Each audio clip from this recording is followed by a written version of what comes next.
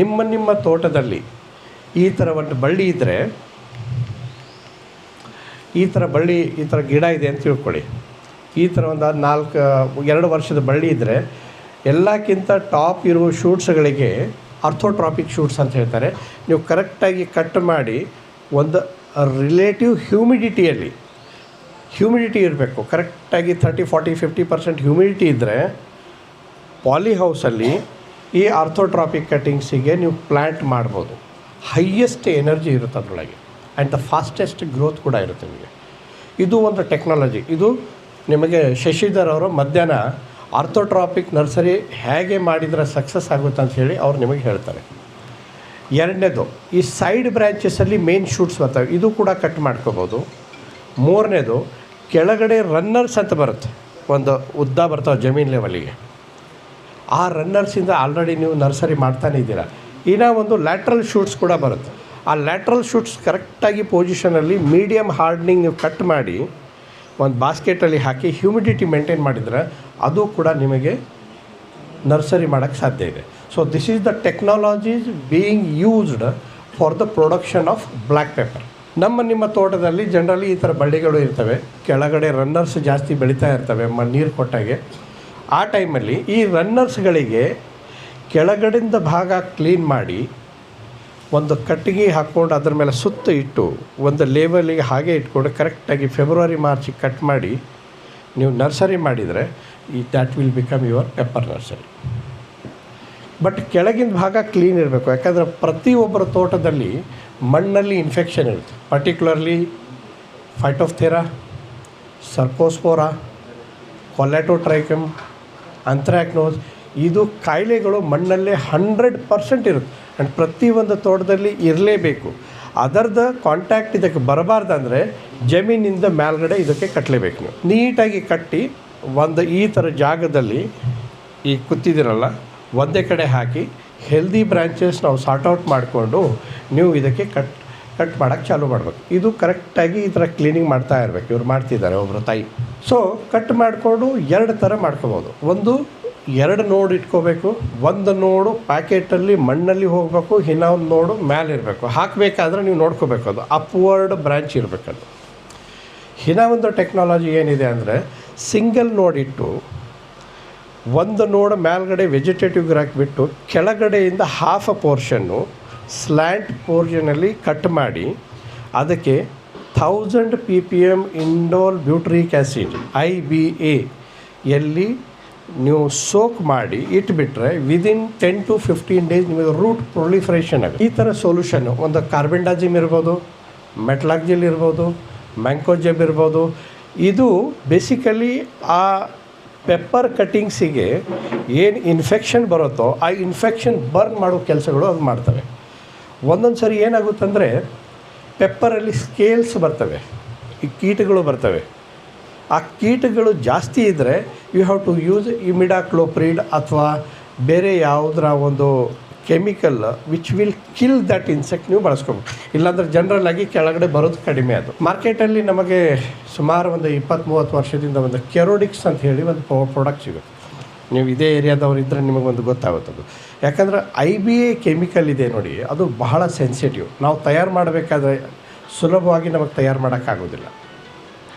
ಹಾಗಾಗಿ ಈ ಥರ ಪೌಡರ್ಗಳು ಹಚ್ಚಿ ನೀವು ಇಡಬೇಕು ಅದಕ್ಕೆ. ಇದು ಕಾಂಪೋಸ್ಟ್ ಪ್ರಿಪ್ರೇಷನ್. ಯಾಕಂದರೆ ಪ್ಯಾಕೆಟಲ್ಲಿ ನೀವು ಪ್ರಿಪ್ರೇಷನಿಗೆ ಭಾಳ ಇಂಪಾರ್ಟೆಂಟ್ ಏನಿದೆ ಅಂದರೆ ಸಾಯಿಲ್ ಲೂಸ್ ಇರಬೇಕು, ಒಳ್ಳೆ decomposed, particularly sheep manure disease free ಇರುತ್ತೆ ನಿಮಗೆ.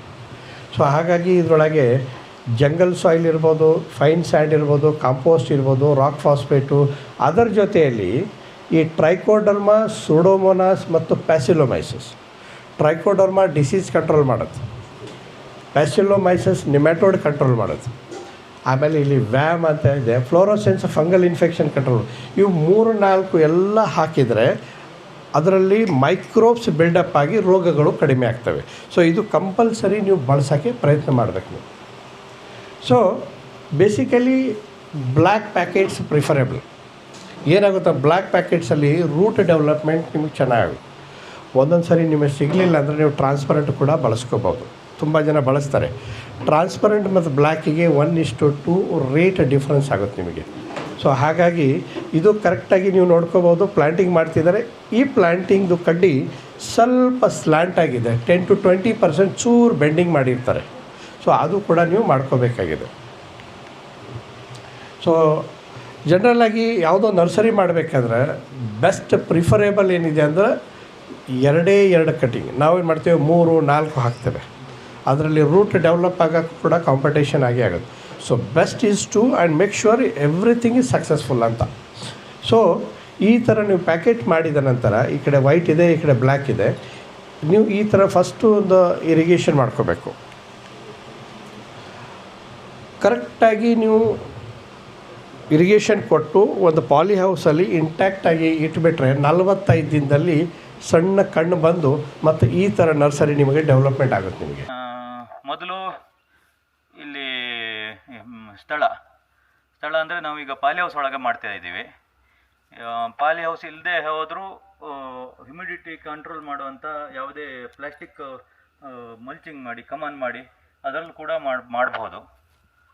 ಪಾಲಿ ಹೌಸಲ್ಲಿ ಸ್ವಲ್ಪ ನಮಗೆ ಮೇಂಟೈನ್ ಮಾಡೋದಕ್ಕೆಲ್ಲ ಸುಲಭ ಅಂತ ಹೇಳೋ ಉದ್ದೇಶದಿಂದ ನಾವು ಪಾಲಿ ಹೌಸಲ್ಲಿ ಇದು ಮಾಡ್ತೀವಿ. ಆಮೇಲೆ ನೆರಳು ಒಂದು 50% ಬೇಕಾಗುತ್ತೆ. ಇದರಲ್ಲಿ ಮೇಲ್ಗಡೆ ಟಾರ್ಪಲಲ್ಲಿ ಪಾಚಿ ಬೆಳೆದಿರೋದ್ರಿಂದ ಇದೊಂದು ಸ್ವಲ್ಪ ಶೇಡು ಕಡಿಮೆ ಇದೆ. ತುಂಬ ಪಾಚಿ ಬೆಳೆದಿರೋ ಇದಾದರೆ ಇನ್ನೊಂದು ಸ್ವಲ್ಪ ಶೇಡ್ ಜಾಸ್ತಿ ಹಾಕ್ಕೊಳ್ಬೇಕಾಗತ್ತೆ. ಶೇಡು ಇಂಪಾರ್ಟೆಂಟು ಇದಕ್ಕೆ.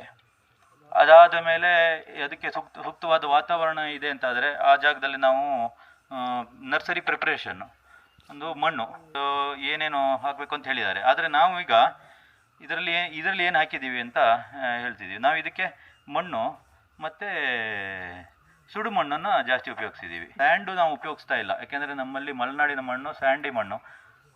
ಪ್ಯಾಕೆಟ್ ಓಪನ್ ಮಾಡುವಾಗ ಪುಡಿ ಆಗಿಬಿಡುತ್ತೆ ಅಂತ ಕಂಪ್ಲೇಂಟ್ ಬರುತ್ತೆ ಜಾಸ್ತಿ ಮರಳು ಉಪಯೋಗಿಸಿದರೆ.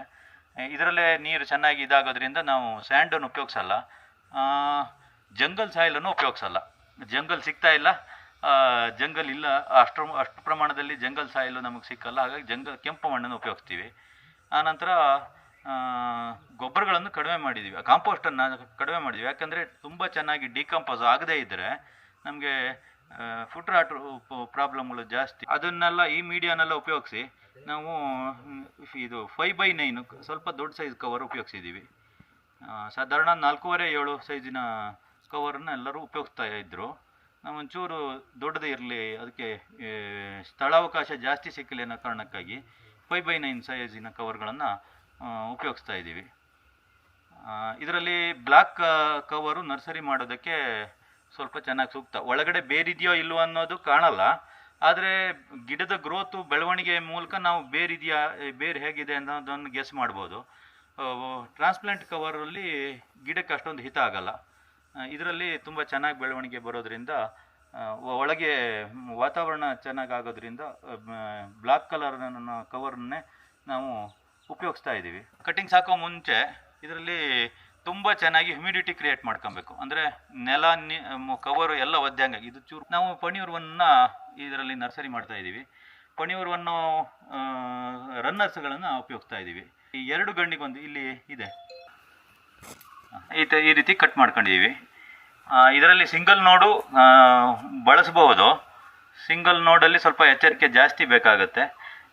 ಇದರಲ್ಲಿ ಸ್ವಲ್ಪ ಅದರಲ್ಲೇ ಫುಡ್ ಸಫಿಷಿಯೆಂಟಿ ಸಿಕ್ಕೋದ್ರಿಂದ ಸುಲಭವಾಗಿ ಗಿಡ ಬರುತ್ತೆ ಅನ್ನೋ ಕಾರಣಕ್ಕಾಗಿ ನಾವು ಸಿಂಗಲ್ ನೋಡಿಗೆ ಅಷ್ಟೊಂದು ಹೋಗಲ್ಲ. ಡಬಲ್ ನೋಡ್ ಕಟ್ಟಿಂಗ್ಸ್ಗಳನ್ನು ಆಯ್ಕೆ ಮಾಡ್ಕೊಳ್ತೀವಿ. ಬಿಸಿಲು ಹೊತ್ತಿನಲ್ಲಿ ಕಟ್ ಮಾಡೋದು ಒಳ್ಳೆಯದಲ್ಲ. ಆದಷ್ಟು ಬಿಸಿಲು ಹೊತ್ತಲ್ಲಿ ಕಟ್ ಮಾಡಿದರೂ ನೆರಳಲ್ಲಿ ಇಟ್ಕೊಂಡು ಅಥವಾ ನೀರು ಹಾಕಿ ಇದರಲ್ಲಿರೋ ತೇವಾಂಶ ಆರೋಗ್ಯದಂಗೆ ಜಾಗ್ರತೆ ಮಾಡಿ ತಂದು ನರ್ಸರಿನಲ್ಲಿ ತಕ್ಷಣ ಪ್ಲಾಂಟ್ ಮಾಡೋದು ಒಳ್ಳೆಯದು. ಈ ಕಟ್ಟಿಂಗ್ಸನ್ನು ಹಾಕೋದಕ್ಕಿಂತ ಮುಂಚೆ ಒಂದು ಶಿಲೀಂಧ್ರನಾಶಕದಲ್ಲಿ ಒಂದು 5-10 ನಿಮಿಷ ಅದ್ದಿ ಇದನ್ನು ನೆಡ್ತೀವಿ. ನಾವೀಗ ಸದ್ಯಕ್ಕೆ ಯಾವುದೇ ರೂಟ್ ಹಾರ್ಮೋನ್ಗಳನ್ನು ಉಪಯೋಗಿಸ್ತಾ ಇಲ್ಲ. ಶಿಲೀಂಧ್ರನಾಶಕದಲ್ಲಿ ಅದ್ದಿರೋದ್ರಿಂದ ಯಾವುದೇ ಇನ್ಫೆಕ್ಷನ್ ಆಗದೇ ಇದ್ದರೆ ಬುಡಕ್ಕೆ ಅದಾಗೆ ರೂಟ್ ಬರ್ತಾ ಇದೆ. ಹಾಗಾಗಿ ರೂಟ್ ಹಾರ್ಮೋನ್ಗಳನ್ನು ಸದ್ಯಕ್ಕೆ ಉಪಯೋಗಿಸ್ತಾ ಇಲ್ಲ. ಸರ್, ಈ ಥರ ನೆಡಬೇಕು. ಇನ್ನೊಂದು ಸ್ವಲ್ಪ ಡಿಸ್ಟೆನ್ಸ್ ಅಲ್ಲೇ ಸೈಡಲ್ಲಿ ಜಾಸ್ತಿ ನೆಡಬಾರ್ದು. ಸ್ವಲ್ಪ ಬೆಂಡು ಇಡಬೇಕಾ? ಬೆಂಡು ನಾವು ಮಾಡಲ್ಲ. ಆಮೇಲೆ ನೋಡಿ ಸರ್, ಇಷ್ಟು ನೆಡಬೇಕು, ಸ್ವಲ್ಪ ಗೇಪ್ ಇರಬೇಕು. ನೋಡಿ ಇಷ್ಟು ಹೋಗ್ಬೇಕು.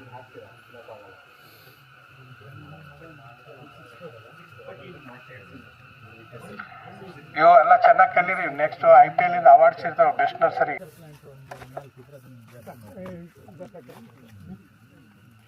ಈಗ ಇನ್ನೊಬ್ಬರ ನರ್ಸರಿಯವರು ಚಿರಾಗ್ ಕಂಡವ್ರೆ ಸರ್ಪಂಟೈಲ್ಸ್ ಬಗ್ಗೆ ಒಳ್ಳೆ ಮೆಥಡ್ ಇದೆ ಅಂದರೆ ಈ ಮೆಥಡ್ ತುಂಬ ಯೂಸ್ ಆಗುತ್ತೆ. ಇದು ಒಂದು ಗಿಡದಲ್ಲಿ ಒಂದು ವರ್ಷಕ್ಕೆ ಸುಮಾರು 150 ಗಿಡ ತನಕ ಮಾಡ್ಬೋದು ಅಂತಾರೆ. ಈ ಥರ ನೀವೊಂದು 100 ಗಿಡ ರನ್ ಮಾಡಕ್ಕೆ ಇಟ್ಕೊಂಡ್ರೆ ಆರಾಮ ಅದ್ರ 10 ಗಿಡ ರನ್ ಆದ್ರೆ ನಿಮ್ಗೆ 1000 ಒಳ್ಳೆ ವೆರೈಟಿ ಸಿಗುತ್ತೆ. ಹಾಗಾಗಿ ಇದು ಒಳ್ಳೆ ಮೆಥಡ್. ಇದು ಹೇಗೆ ಅಂದರೆ ಮುಂದೆ ಒಂದು 3 ರಿಂದ 5 ಗಿಡನ ಬಿಟ್ಟು ಅದ್ರ ಹಿಂದಿರೋ ಗಿಡನ ಕೊಟ್ಟೆ ಕವರ್ ಪಕ್ಕ ಆಚೆ ಈಚೆ ಕಟ್ ಮಾಡಿದ್ರೆ ಅದಲ್ಲೇ ಒಂದು ತಿಂಗಳು 15 ದಿನ ಅಥವಾ 20 ದಿನ ಒಳಗಡೆನೆ ಅದು ಚಿನ್ನ ಮೊಳಕೆ ಬರುತ್ತೆ, ಬಂದು ಒಳ್ಳೆ ಗಿಡ ಬರುತ್ತೆ. ನಿಮಗೆ ಕ್ವಾಲಿಟಿ ಮದರ್ ಬೇಕು ಅಂದ್ರೆ ಈ ಮೆಥಡ್ ಬಂದ್ರೆ ತುಂಬಾ ಇಲ್ಲಿಂದ ಚಿಗುರು ಹೊರಟಿದೆ. ಇದು ಕಟ್ ಮಾಡಿ ಒಂದು ಸರ್ಪಂಟೈನಲ್ ಮೆಥಡಲ್ಲಿ ಮಾಡಿರೋದು. ಇದು ಮುಂಚೆ ಬೇರ್ ಕೊಟ್ಟಿರೋದು ಇಷ್ಟು ಬಂದಿರುತ್ತೆ. ಇದು ಇಲ್ಲಿ ಕಟ್ ಮಾಡಿ ಈ ರೀತಿ ನೆಲಕ್ಕೆ ಊರಿದಾಗ ಇದು ಮತ್ತೆ ಇಲ್ಲಿ ಸೆಕೆಂಡ್ರಿ ಮತ್ತೆ ಬೇರ್ ಬಂದಿರೋದು. ಸೊ 2 ಕಡೆ ಬೇರ್ ಬಂದಿರುತ್ತೆ ಸರ್ಪಂಟೈನಲ್.